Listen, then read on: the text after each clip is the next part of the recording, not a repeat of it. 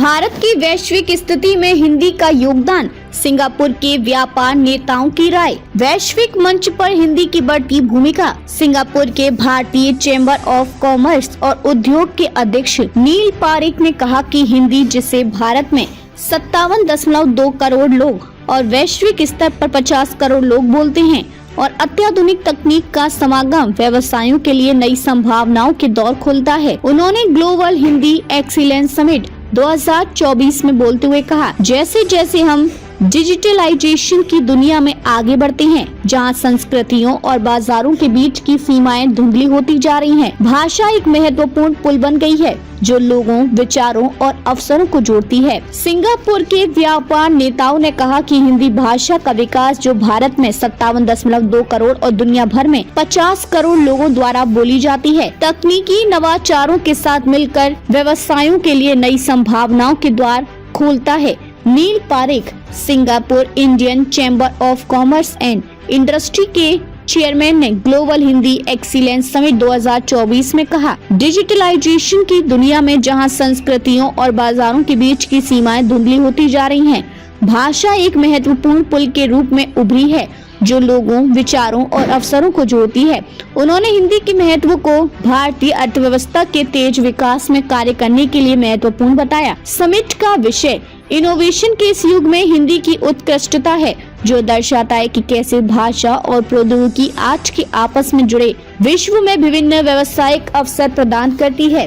नील पारेख ने कहा, हिंदी केवल संचार की भाषा नहीं है, बल्कि गहरी सांस्कृतिक समझ का पुल है। यह हमें भारतीय बाजार में प्रवेश करने की अनुमति देती है, जो अंतर्राष्ट्रीय स्तर पर विस्तार करने वाली कंपनियों और छोटे और मध्यम उद्यमों के लिए शानदार संभावनाएं प्रदान करता है। उन्होंने बताया कि हिंदी दुनिया की तीसरी सबसे अधिक बोली जाने वाली भाषा है, जिसमें 50 करोड़ से अधिक लोग इसे बोलते हैं। भारत में 57.2 करोड़ से अधिक लोग हिंदी बोलते हैं। इन संख्याओं का आकार ये दर्शाता है कि भाषा व्यवसायों के लिए स्थानीय समुदाय से जुड़ने का एक महत्वपूर्ण उपकरण है। पारेख ने उल्लेख किया कि आर्टिफिशियल इंटेलिजेंस भी भाषा बाधाओं को दूर करने में एक शक्तिशाली उपकरण बन गया है, जिसमें नेचुरल लैंग्वेज प्रोसेसिंग और मशीन लर्निंग जैसी तकनीकें शामिल हैं। एआई संचालित उपकरणों जैसे कि गूगल ट्रांसलेट और माइक्रोसॉफ्ट ट्रांसलेटर की क्षमता से विभिन्न भाषाई पृष्ठभूमियों वाले व्यक्तियों को तुरंत संवाद करने में मदद मिलती है, जो संचार के भविष्य के प्रति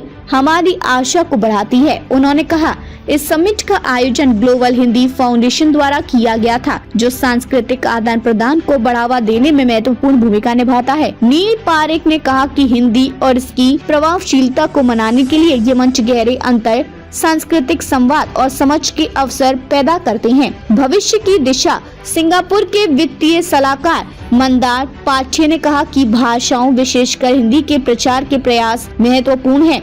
उन्होंने कहा कि नई पीढ़ी के बच्चे हिंदी और उसकी संस्कृति को सीखेंगे, लेकिन बहुजातीय सिटी स्टेटस जैसे सिंगापुर में बच्चों को भाषा सीखने में चुनौतियां हैं। पाधी ने कहा, वैश्विक स्तर पर अंग्रेजी एक आवश्यक भाषा है और इसके बाद हिंदी और चीनी मंडारिन जानना जरूरी है, क्योंकि अगली पीढ़ी के नेता इन्हीं भाषाओं से उभरेंगे।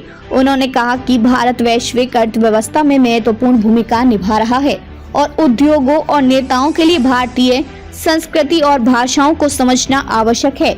उन्होंने कहा, भारत अगले 10 से 15 वर्षों में वैश्विक व्यवसायों में प्रमुख भूमिका निभाएगा और हिंदी की यह मुख्य भाषा का महत्व इसी के साथ बढ़ेगा।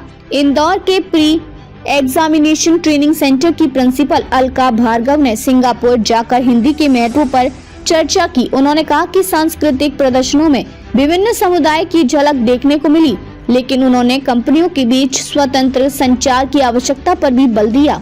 उन्होंने कहा कि हिंदी को वैश्विक स्तर पर आगे बढ़ाने के लिए अधिक संयुक्त प्रयास करने की आवश्यकता है और इसे एक प्रमुख भाषा के रूप में सिखाने के कार्यक्रमों की मांग की।